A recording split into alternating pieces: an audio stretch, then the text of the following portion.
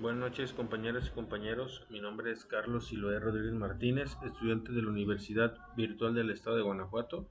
Mi número de matrícula es 18002364, cursando el módulo de Protección Internacional en materia de los derechos humanos, volumen 2. El reto es el número 5, criterios relevantes. El nombre de mi asesor es Miguel Ángel Espinosa Arriola, con fecha de elaboración 20 de agosto del 2025. Bueno, para comenzar, el análisis de la sentencia del caso Radilla Pacheco versus Estados Unidos Mexicanos, la explicación de los hechos del caso se refiere a la presunta desaparición forzada del señor Rosendo Padilla Pacheco que ocurrió el 25 de agosto de 1974, cuando fue detenido por efectivos del ejército mexicano en un retén militar en el estado de Guerrero.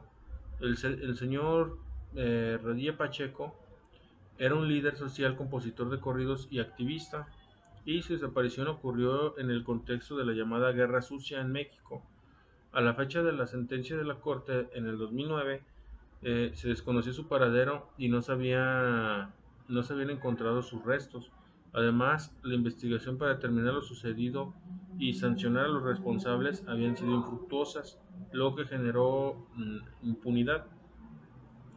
Sobre la explicación del proceso ante la Comisión, se inició con una denuncia presentada el 15 de noviembre del 2001 por la Comisión Mexicana de la Defensa y Promoción de los Derechos Humanos y la Asociación de Familias de Detenidos Desaparecidos y Víctimas de Violaciones a los Derechos Humanos en México. La Comisión Interamericana de Derechos Humanos declaró la petición admisible el 12 de octubre del 2005. Posteriormente, emitió un informe de fondo el 27 de julio del 2007 en el cual formuló las recomendaciones al Estado mexicano, dado que el Estado no había cumplido plenamente con las recomendaciones de la Comisión Internacional de Derechos Humanos. Decidió someter el caso a la jurisdicción de la Corte Interamericana de Derechos Humanos el 13 de marzo del 2008. El análisis y los razonamientos expresados por la Corte son los siguientes. El siguiente. La Corte Interamericana desestimó las excepciones preliminares presentadas por México, que argumentaban que la Corte no tenía competencia para conocer del caso, lo que le llaman incompetencia ration temporis, ya que los hechos ocurrieron antes de que el Estado ratificara la Convención Americana sobre los Derechos Humanos en 1981.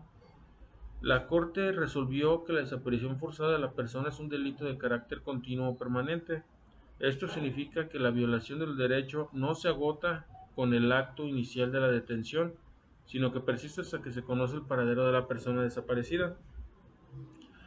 Por lo tanto, aunque la detención inicial ocurrió en el 74, la violación se siguió cometiendo después del 81, fecha en que México aceptó la jurisdicción de la Corte. En este razonamiento le permitió a la Corte declararse competente para conocer del caso. Además, la Corte determinó que la investigación de la desaparición forzada no se condujo con la debida diligencia. Por lo tanto, el Estado violó el derecho de los familiares a la verdad y a la justicia. Uno de los puntos más relevantes fue la incompatibilidad de la jurisdicción militar para conocer los crímenes contra civiles en tiempo de paz. La Corte señaló también que la justicia penal militar no cumple con los estándares de un tribunal competente e imparcial y que su aplicación en este tipo de casos viola el derecho del acceso a la justicia. La extensión del fuero militar a ese tipo de casos era una de las razones de impunidad del mismo caso. Como conclusión breve acerca de la importancia y trascendencia de esta sentencia es que reafirmó el carácter continuo o permanente de la desaparición forzada de un crimen de lesa humanidad.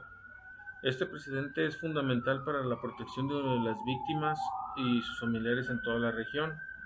La sentencia también obligó al Estado mexicano a adecuar su derecho interno a los estándares internacionales en materia de derechos humanos.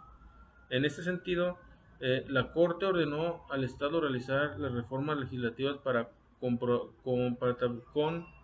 compatibilizar el Código de Justicia Militar con la Convención Americana. A partir de esta sentencia también, los jueces mexicanos tienen el deber de realizar un control de convencionalidad de las leyes nacionales, asegurándose de que no contravengan las normas convencionales americanas. Asimismo, la Corte también ordenó al Estado que continúe con la búsqueda efectiva de Rosendo Radilla Pacheco o de sus restos mortales y que investiguen además y sancionen a los responsables de su desaparición y de la negación de la justicia. Esto subraya la obligación del Estado de actuar con la debida diligencia para combatir esta impunidad. Las fuentes de información, Rea Granados, S.A. del 2018, el desafío de interpretar el derecho internacional de los derechos humanos, y Magda y Yadira Robles, el derecho de la salud y la jurisprudencia de la Corte Interamericana de los Derechos Humanos. Hasta luego, gracias.